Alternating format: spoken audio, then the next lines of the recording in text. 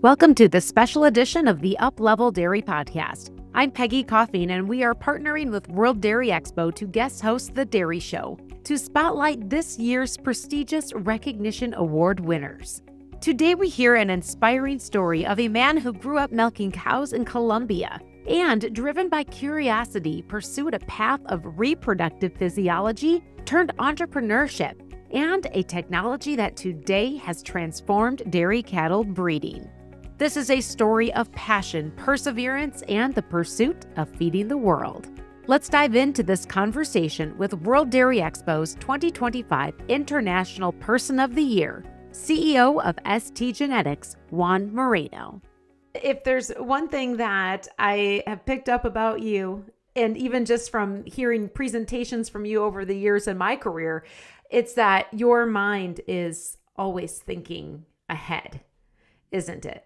Yeah, I guess in a way, it's actually thinking about today's problems and trying to think how can we solve those issues in the future, right? Because sometimes you got an issue today, whether it's a small one or a big one, that's food for thought. But independent of how small the issue is, that can become bigger down the road.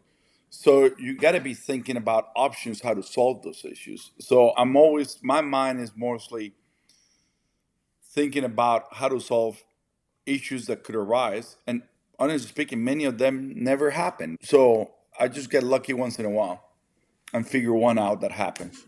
And that's led to a high level of success. And again, why this award is given in your honor this year, Juan, this International Person of the Year award from World Dairy Expo. And take a little time to reflect on what has transpired in your own journey to lead to where you are at, but also your perspectives and insight on a global dairy industry and where you see that going in the future as well. And really get to know you for a moment, Juan. How did you get your start in the dairy industry?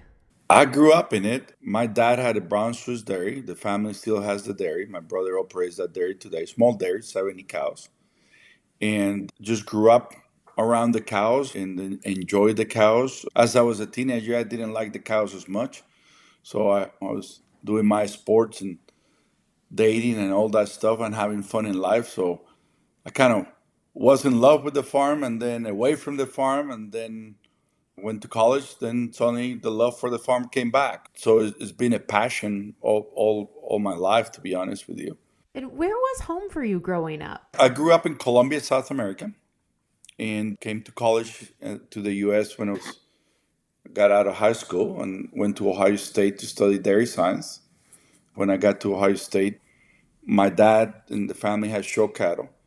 So spent plenty of time holding a halter and leading cows and wearing the whites and clipping the udders and doing all the fun stuff show guys do. So I got involved in the dairy judging team, then became passionate about studying genetics and reproductive physiology. But those passions really evolve as I got older, right? As I mature in life. Teenagers got their own way of thinking, and as you get more mature in life, your mindset changes, right? So here you are at the Ohio State University and starting to not only expand your social network and have some fun, but get involved in dairy judging and even more connected into the dairy community here in the US. So you mentioned that your passion really started to develop.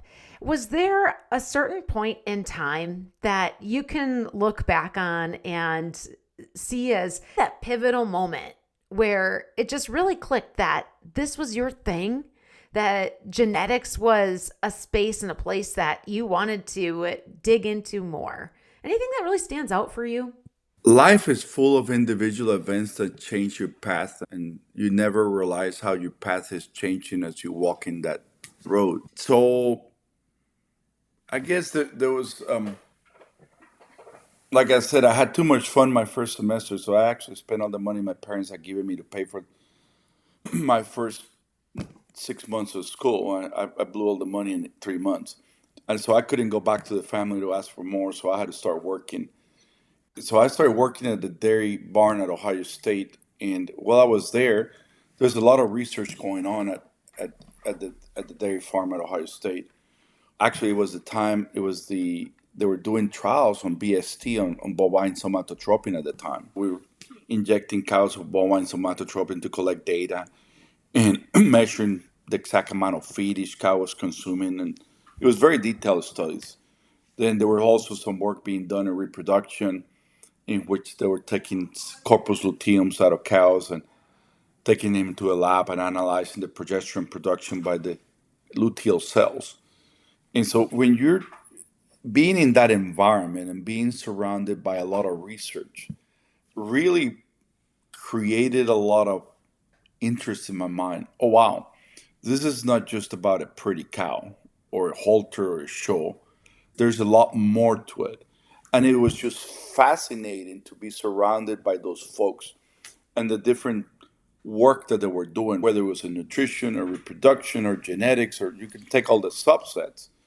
And it's with a young mind at that point in time, I just became like a sponge. I ended up spending 5 years. I didn't graduate in 4, in 5. And the reason for the 5 was not because I had too much fun the first quarter at school. It was literally because I became a sponge. I just wanted to learn from everybody. And without it really going in depth, but I just wanted to learn something from everybody. And now that I think about it, that was a pivotal point, right?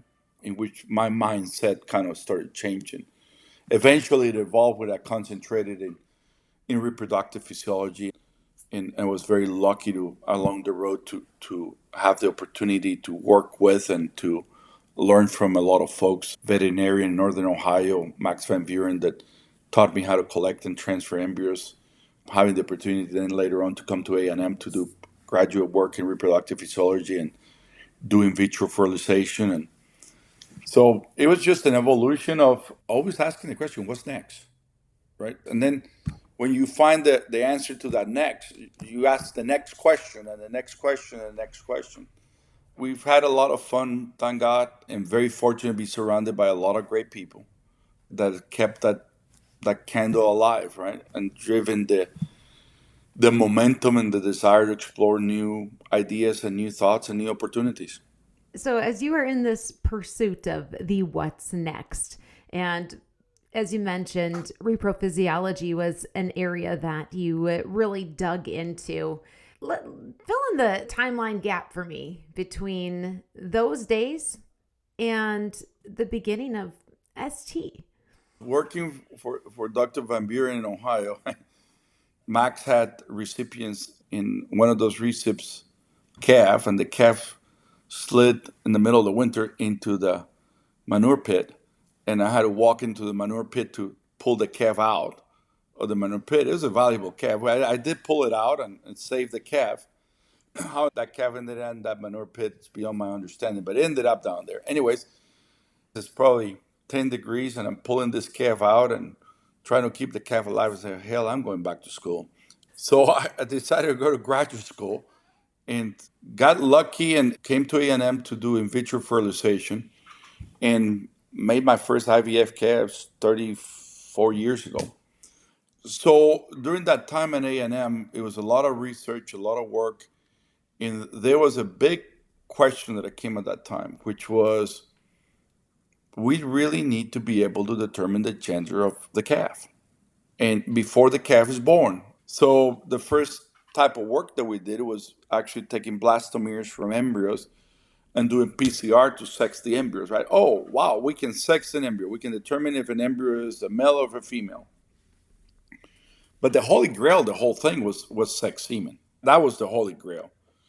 So when USDA and Dr. Johnson made his announcement that they have figured out a way to identify and separate sperm cells based on the X and the Y chromosome, essentially into male and female populations, that was like, this is it. This is the holy grail. We got to chase this.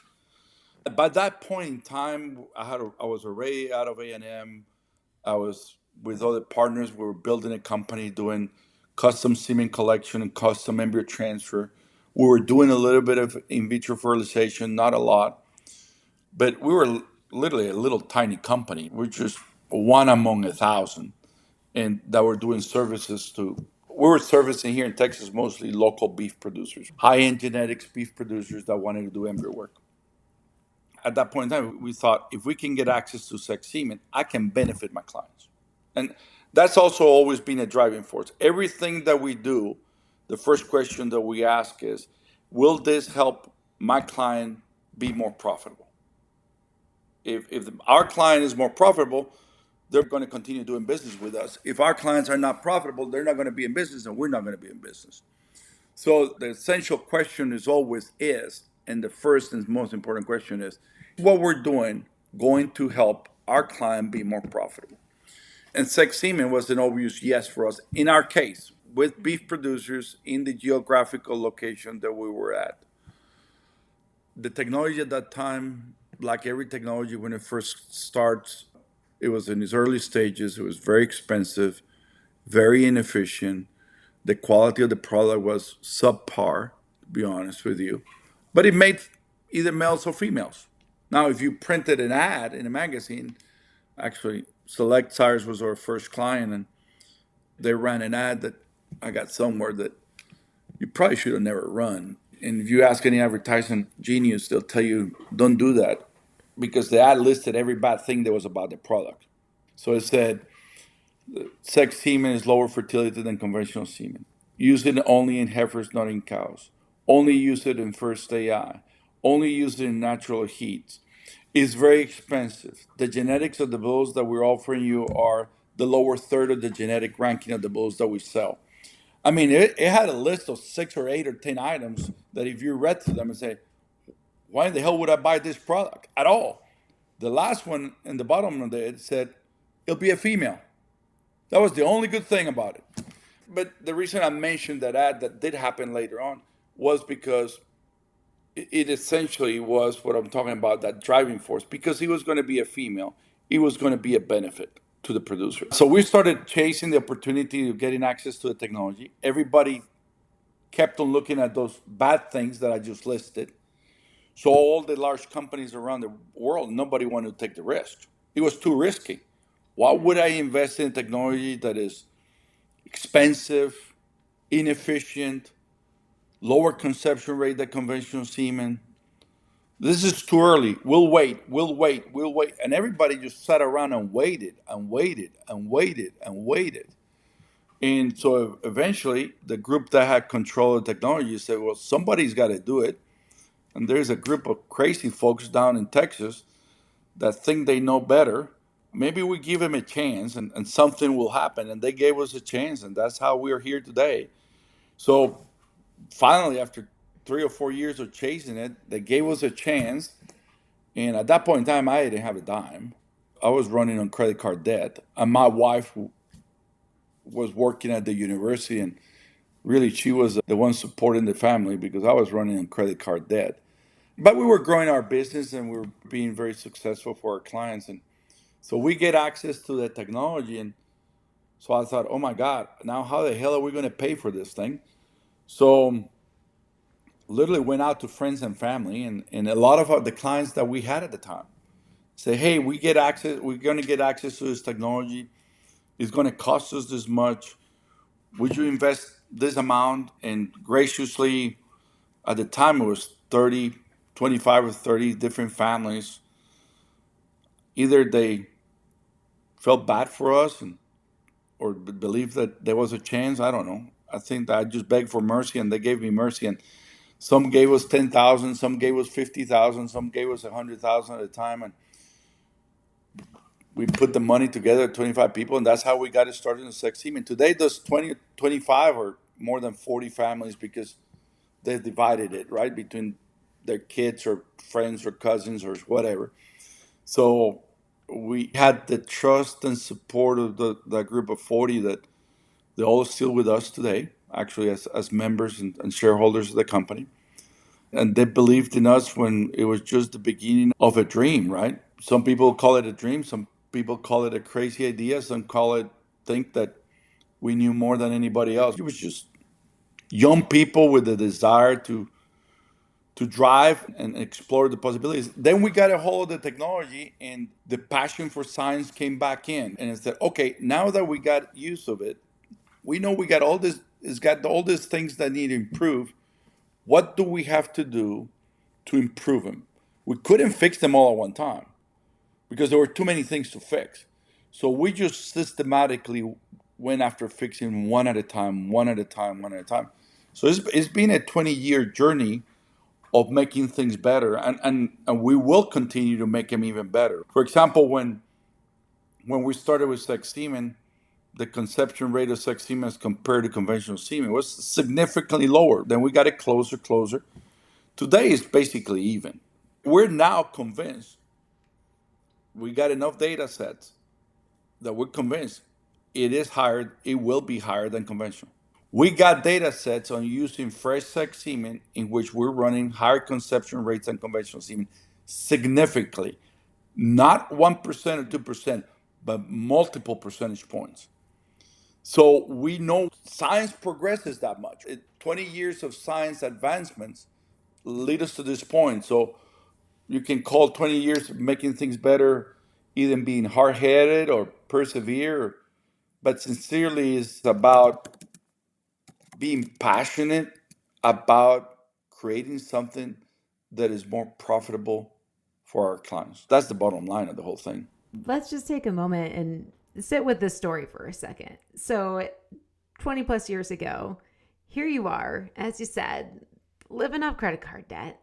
You got access to an imperfect technology that had potential, but more drawbacks at that point in time than really, positives. But you could see something in the future for it. You could see the potential to serve the producer, whether it was the beef producer or dairy producer, but you saw something there and went out and worked your network of people to basically raise the cash to buy and invest in this imperfect infancy technology because you believed in it and what it could do, and were willing to play the long game to get it to a place where it's at now, which is positioned to rival conventional semen.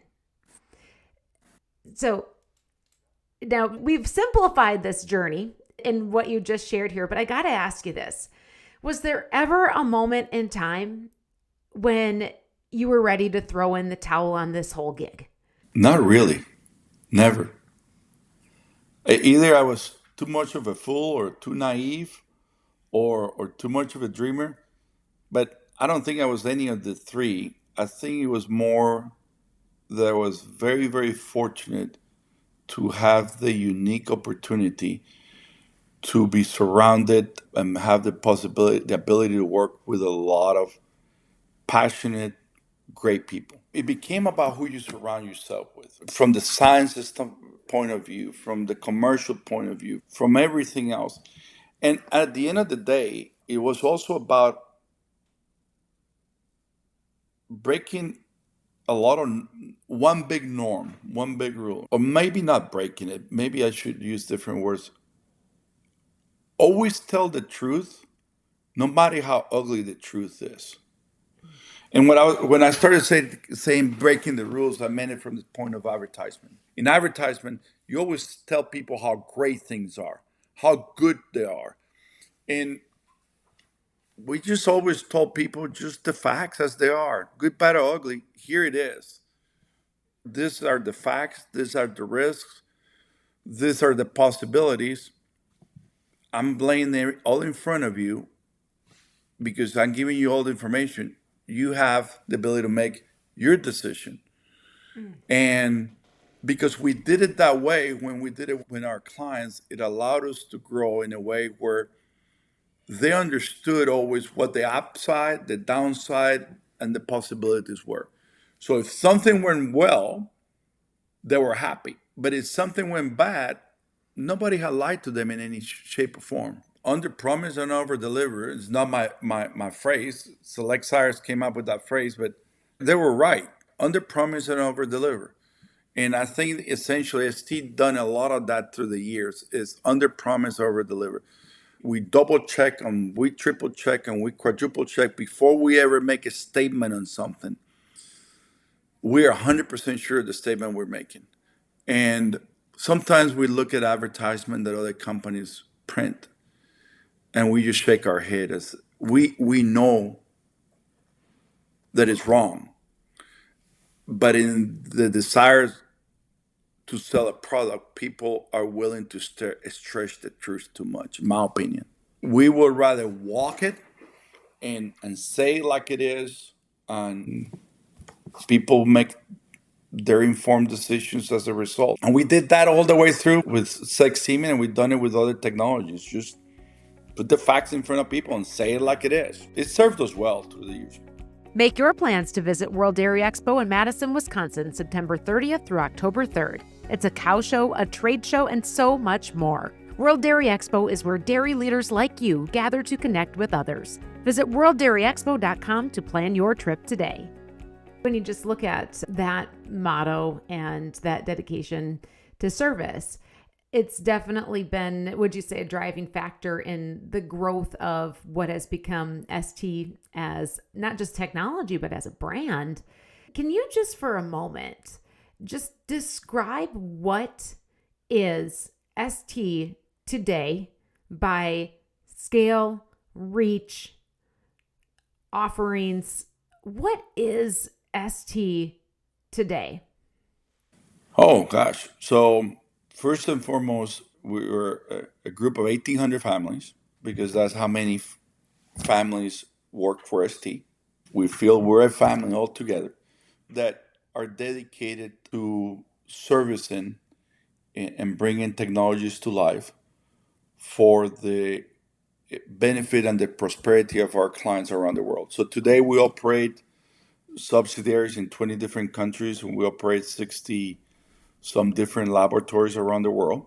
In the dairy and the beef industry, we also do sheep and goats and horses, and we even done some exotic species, deer, antelope. We've done dolphins, rhinoceros.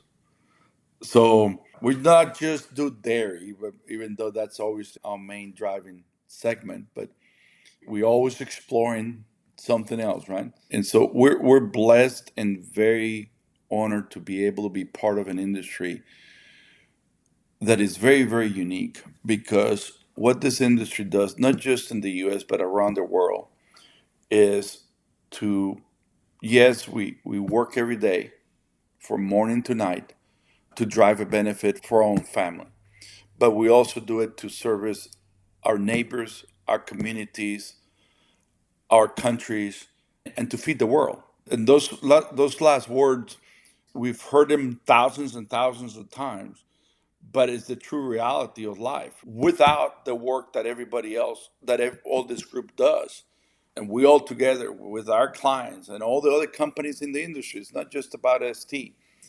We are the driving force to feed the world. Without that joint effort and work, our families, our communities, our countries would suffer because there wouldn't be enough food. So that also becomes a pretty big driving force. They're all interconnected with one another. And you go through life, and we're all going to have an endpoint. It is really emotionally rewarding that we all do something every day that is going to live something for our families and our neighbors, right? After we're gone, we're just blessed to be part of this whole environment. That's all. Again, I go back to that visual that I have in my mind right now, the Super Bowl ads with American farmers standing in the middle of a big open field with a beautiful sunset behind it, and he's holding the crop in his hands. And the sense of that message is, we are who feed the world. Artificial insemination was first used in 1784 by Italian physiologist Lazzaro Spallanzani, who inseminated a dog. 250-year-old technology is the essential driving force behind genetic improvement in the animal protein industry and being able to feed the world. Imagine that. It's not sex semen, because sex semen is just simply what it is. I wish I had a straw to give you. What's inside that straw? So that 250-year-old product now contains a sperm cell that is either male or female. Now contains a sperm cell in which we know the genetic value because of genomics. Now contains sperm cell in which we know the DNA sequence and whether it has certain genes or it doesn't have certain genes, whether it has certain production capabilities or not. And we can drive genetic progress through that 250-year-old technology faster and better and more accurate than any new technology that was invented recently. It's the single most powerful technology that exists on the face of the earth is artificial insemination. Without it, we wouldn't have the production in milk cows that we have today. We wouldn't have the components that we have today. We wouldn't have the quality of beef that we have today. We wouldn't have the feed efficiency in swine that we have today. Hell, even poultry uses artificial insemination. Think about that. All turkeys are basically AI. They're too big to breed one another, so they got to artificially inseminate them. Sometimes we get too caught up with what's the latest, most powerful technology, and we really truly forget how powerful that one straw is. You just really put a lens of perspective on this conversation, Juan, with we always think about the newest advancements in technology, but what you've brought it back to is the core technology created that was really a starting point from which other things have been built, including what you have built upon with ST. And you've been talking about this bigger global picture, this impact of feeding the world. And you mentioned this before too. We're only here for a time, right? How do you want to be remembered? What do you want your legacy to be? I don't think about myself. It never even crosses my mind. I just think more about what we're doing for my kids, for my grandkids, and for our neighbors, and so forth. I mean, it may sound corny, right? But it's the truth. If we are able to truly participate in being able to have this industry flourish and have just a little contribute a little piece of sand, I guess, to that overall perspective, that's all we can ask for. We can't ask for anything more than that. That'd be fun. That'd be fun. Then we'll party in the afterlife. Oh, and in a few short weeks here, you are going to be honored, whether you like it or not, with this International Person of the Year award at World Dairy Expo. And as you said, you don't love the idea of receiving an award, but buck up, buddy. You're going to be getting one and have to be uncomfortable for a good solid hour there. But truly, though, removing your own apprehension for the spotlight for this award aside for a moment, what does it truly mean to you to receive the International Person of the Year and that recognition? It's really, truly not the recognition to me, but all the 1,700 families of ST and the work they do every day and the dedication they have, and all of our clients around the world and their help, support, and trust. That it's really for not mine, it's for everybody. So that's really what it would be. So it's more about those that are part of the story and that have been with you and are part of that ST team, huh? For me, that's what it is, right? I get a lot more joy and fun out of having the opportunity to share with them than anything else.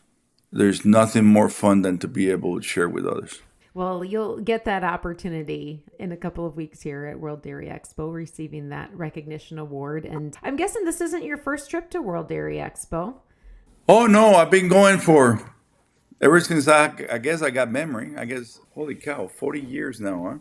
My brother is older than me by 12 years, so he's ahead of me. He says he's been going for 55 years now. For you, what does World Dairy Expo mean to you?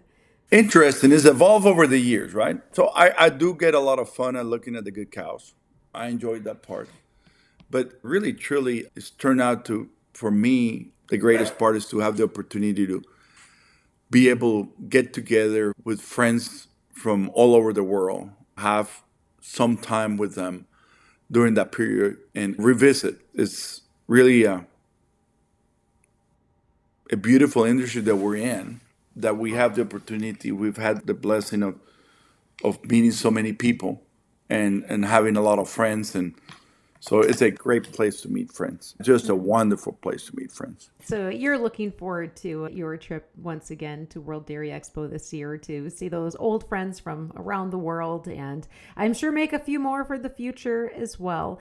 So you mentioned in the first part of our conversation that what really drove you as a young man and a researcher in reprophysiology was always the pursuit of the question, what's next for ST? Multiple fronts. So one front is, like we were talking earlier, artificial insemination is the single most powerful technology that exists on the face of the earth. And what's inside that straw will determine the future of our producers and our industry. So making, driving that genetic progress is very high on our priority list. The second part that is very high in a priority list is when I was a young man and I walked into my dad's barn, I knew every cow in that barn. I knew their pedigree. I could recite the pedigree of the cow 4 or 5 generations back. Her mother was this, her grandmother was that, her great grandmother was this, and I could walk in that barn and look at a cow, and her eye just twitched the wrong way. I knew she was getting sick. I call that individual animal care. As dairies and production systems got larger across the world, it became very, very difficult to have that interaction with the individual animal. So we started evolving with a lot of technologies and a lot of management practices that led us to group animal care. The complete decisions are based on group animal care. They all get fed at the same time. They all go parlor at the same time. They all get synchronized for heat at the same time. If you go through a lot of the processes in large operations, they're based on group animal care principles, not on individual animal care principles. Understandably, that's what economics led it to happen, right? And facilities evolve over time to handle those type of systems, and technologies evolve over time to handle those type of systems. Having said all that, our end consumer in the city, which represents 87% of the people, because 87% of the people live in a city today, and actually 100% of our consumers really care today about the specifics, the quality of the product they eat or drink on a everyday basis. They want to know that product got produced under certain standards, certain procedures, and certain guidelines. And if you hear those last 3 words, standards, procedures, and guidelines, what I see coming down the pipe in the future is the end consumer is telling you, you got to prove to me that you're treating all these large groups of animals on an individual basis. We're going to have to go back to individual animal care. So if we're going to have to go to individual animal care because that's what the end consumer is demanding on us, and by the way, since they're the ones paying for our product, we got to follow their instructions. We got no choice. We might not agree, we might disagree, but we got no choice. That's what the buyer tells us what they want. We're going to have to deliver that. And the buyer is starting to tell us across multiple societies that we have to do some very specific things on an individual animal basis. So the question becomes, how do we utilize technologies to manage large group of animals on an individual basis? And so we have dedicated a lot of time and effort at ST with the product we call FarmFit, because we do believe firmly that as we evolve that product, we're going to be able to combine multiple technologies to provide the producer the tools to manage large group of animals on an individual basis and not any longer as a group basis. And so that we can go to our end consumer and deliver what they're asking of us, their standards and their guidelines. That's what we see coming down the pipeline. The fascinating thing is that we actually have all those technologies to do it today. I mean, I got an watch on my wrist right now. You got one. And this darn thing told me how many hours I slept last night, how much I snore, how many steps I walk, what my heart rate is.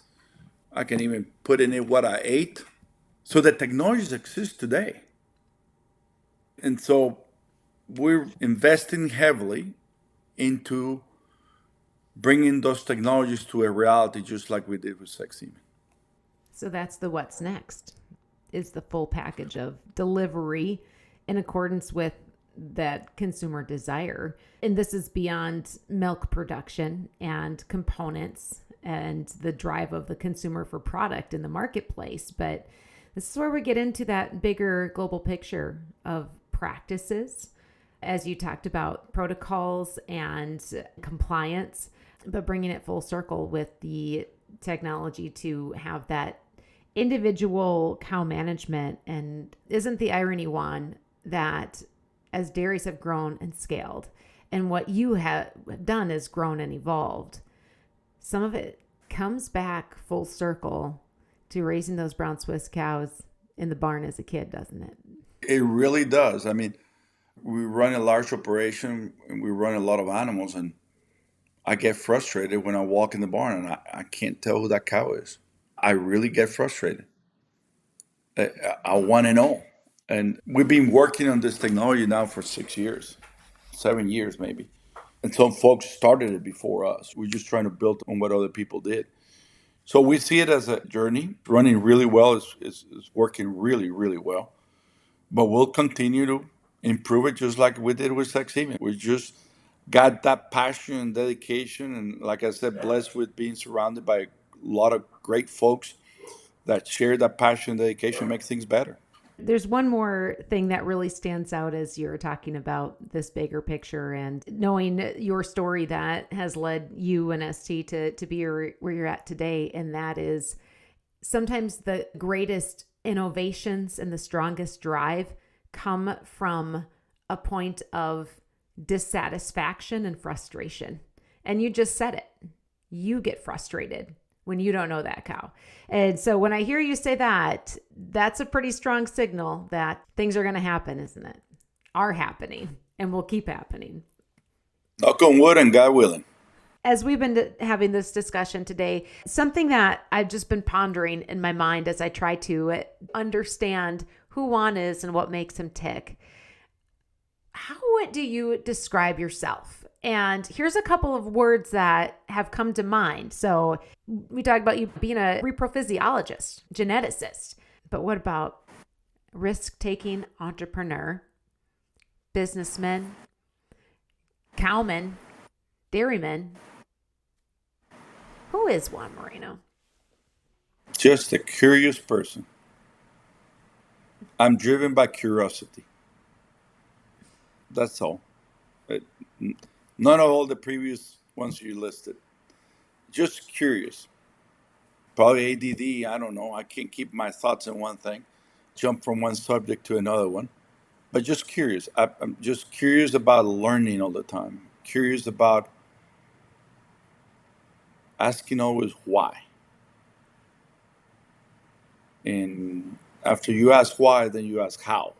Life is a beautiful path because life gives you the unique experience to meet a lot of folks. The other thing about curiosity is anytime I ever meet any person, no matter what that person does, I always want to learn about what they do, why they do it, and how they do it. It doesn't matter what it is. So I probably ask a lot of stupid questions because I just want to know why and how. I'm just a curious person. So you identify with being a curious person, and that's led you down the path and the pursuit of technology and change and driving a global vision to really feed a world and have an impact on that.